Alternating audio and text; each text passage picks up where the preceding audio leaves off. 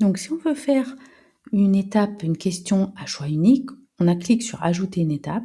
On se retrouve ici à sélectionner le type de question qu'on veut. On met question à choix unique, on met ajouter.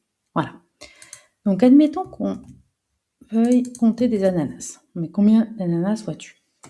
Donc on peut rajouter des images si on le souhaite. On met des petits espaces par exemple. On peut en mettre un autre style. Et ensuite, on va par exemple mettre une réponse. 3 ananas. On va enlever ce calcul, ça c'est un exemple. Hop, voilà. On va sauter une ligne et voilà. Donc, voilà comment ça se présente. Donc là, je vais supprimer. Voilà.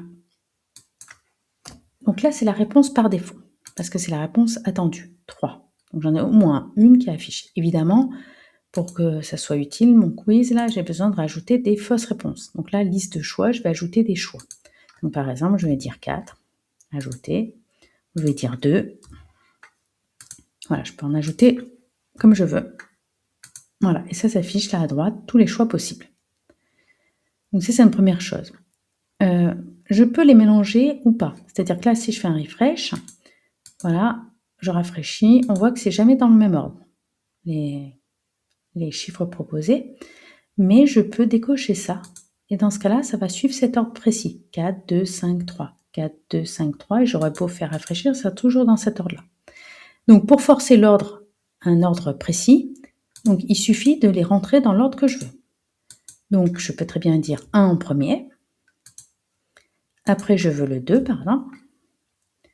Et si je veux le 3 en troisième, il faut que je le force. Il faut que je mette 3. Voilà, je force. Ce sera lui. Voilà, troisième choix. Et 4, par exemple. Et voilà. Et donc, ça va suivre cet ordre précis. Donc là, pour réfléchir, ça ne sera pas mélangé. Et après, je reclique sur mélanger si tout d'un coup, je veux mélanger voilà, les choix. Donc 4, 3, voilà, ça change. Donc ça, c'est une première chose par rapport aux choix qui sont affichés là.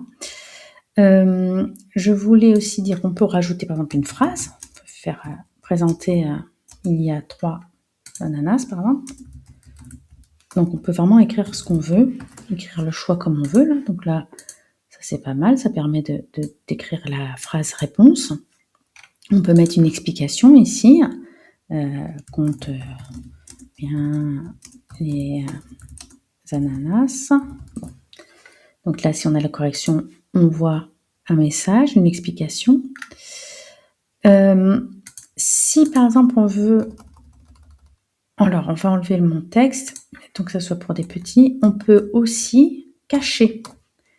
Par exemple, ici, là, on voit qu'il y a une petite case vide. Si on veut la cacher, il suffit de cocher cacher. Et là, elle disparaît. Comme ça nous permet d'avoir juste les questions, voilà, les réponses en dessous, c'est tout.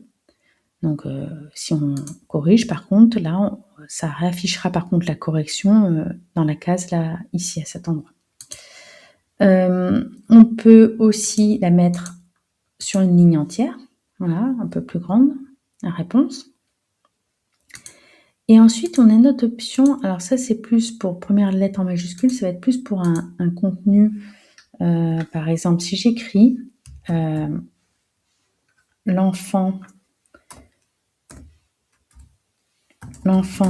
mange des ananas, et par exemple mon exercice, il faut que je mette tout ça dans le bon ordre, mais je ne veux pas mettre d'indice.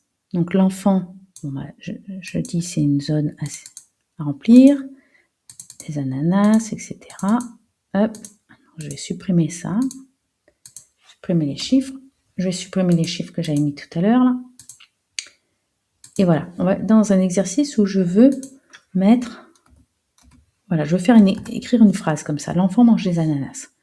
Bon, mais quand on l'écrit, on aimerait bien que la première... comment dire? Que l'enfant, ici, la première lettre soit en majuscule. Donc en fait, il ne faut pas qu'il y ait l'indice ici. L'enfant s'écrit toujours avec une minuscule, mais quand on va le positionner dans la première case, ça va mettre une majuscule. Juste, voilà, juste pour pouvoir faire une phrase correcte, en fait, tout simplement. Donc voilà, ça c'est une petite option, première lettre en majuscule, quand on a quelque chose où on on veut que ça s'affiche comme ça. Donc, par exemple, si j'avais mis autre chose, ananas, c'est ananas qu'on aurait mis en majuscule ici. Hein. Ananas mange des enfants, l'enfant. Bon, bref.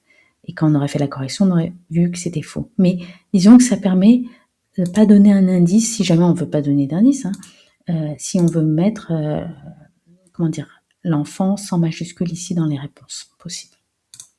Voilà.